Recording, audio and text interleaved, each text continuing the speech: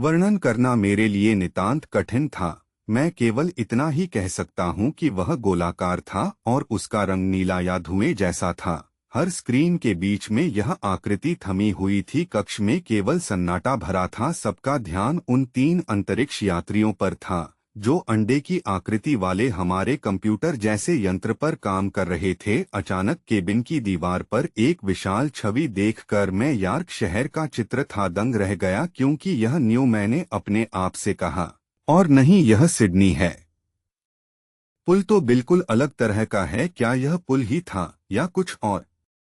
मेरा हतप्रभ होना ऐसा था कि मुझे ताओ से इस विषय में बात करनी पड़ी कि मैं किसके निकट खड़ा था। हालांकि मैं यह भूल गया था कि मैं तब अपने भौतिक शरीर के अंदर नहीं था और कोई मेरी बात नहीं सुन सकता था। मैं ताओ एवं दूसरे लोगों को जो उन्हें दिख रहा था उसके विषय में बात करते हुए सुन पा रहा था, लेकिन उनकी भाषा को नहीं समझ रहा था। मुझे अधिक समय नहीं लगा, हालांकि मैं इस बात को लेकर आश्वस्त था कि ताओ ने मुझसे झूठ नहीं बोला था और सच यह था कि हम पृथ्वी को काफी पीछे छोड़ आए थे।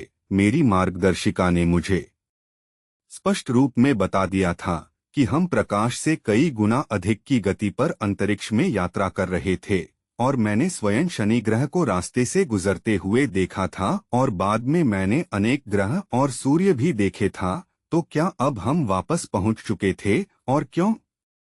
ताओ ने जोर से कहा, इस बार फ्रेंच भाषा में, जिसके कारण सबके सिर उसकी तरफ मुड़ गए। मिशेल, हम लोग अरिमो एक स्त्री नामक ग्रह के ठीक ऊपर हैं जो पृथ्वी से आकार में ठीक 2 गुना पर देख रहे हैं। यह आपके संसार से काफी बड़ा है और जैसा कि आप स्क्रीन मिलता जुलता है विषय में फिलहाल नहीं बता सकूंगी मैं अधिक विस्तार से अपने इस अभियान के, क्योंकि मुझे ऑपरेशन में भाग लेना है, लेकिन बाद में मैं स्पष्ट करूंगी। आपको सही दिशा देने के लिए मैं इतना ही कहूंगी कि हमारा अभियान आणविक विकिरणन यानी एटॉमिक रेडिएशन से संबंधित है, जैसा कि पृथ्वी पर भी होता है। सभी लोग काफी व्यस्त लग रहे थे, जैसे प्रत्येक को मालूम था कि उसे कब क्या काम करना है।